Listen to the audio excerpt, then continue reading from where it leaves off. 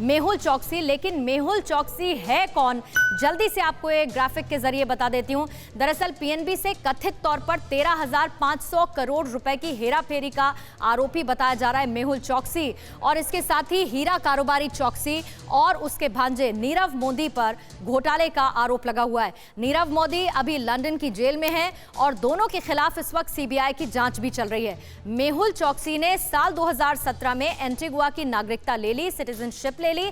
जनवरी 2018 में वो भारत से भागा था और इसी साल फरवरी में ईडी ने चौकसी की 14 करोड़ की संपत्ति कुर्क की है, जब्त की है। तो भारत में यह कार्रवाई चल रही है, लेकिन अब जल्द ही प्रत्यर्पण की प्रक्रिया कब तक पूरी होगी, मनीष झा मेरे से होगी, इस पर और ज्यादा जानकारी दे रहे हैं।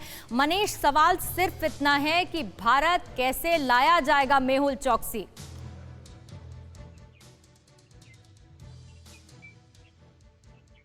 मनीष, अब तक आवाज पहुंच रही है मेरी?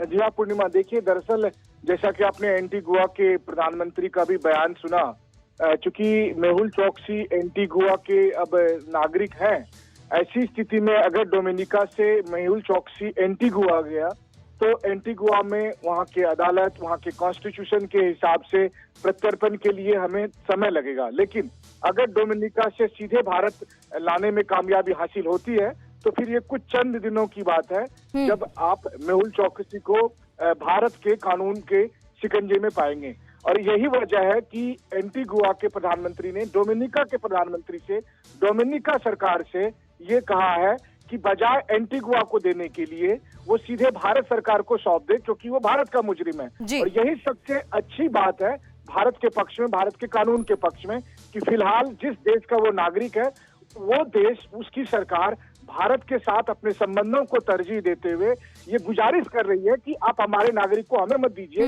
बल्कि भारत को पहुंचा दीजिए, क्योंकि भारत का वो अपराधी है। और इसी वजह से भारत सरकार, भारत की एजेंसी डोमिनिका और एंटीगुआ दोनों देशों की सरकार और उनकी एजेंसी के संपर्क में है, ताकि सीधे सीधे डोमिनिका से मेहुल चौकसी यानी को कि भारत लाया जा सके। दिन की गिनती बाकी है मनीष, जैसा कि समझ में आ रहा है, और मेहुल चौकसी वापस भारत में होगा, प्रत्यर्पण की प्रक्रिया पूरी हो जाएगी और सीधे अब भारत को उसे सौंप दिया जाएगा। शुक्रिया आपका जानकारी के लिए मनीष। परवाह देश की, सोमवार से शुक्रवार रात 10 बजे TV9 भारतवर्ष पर।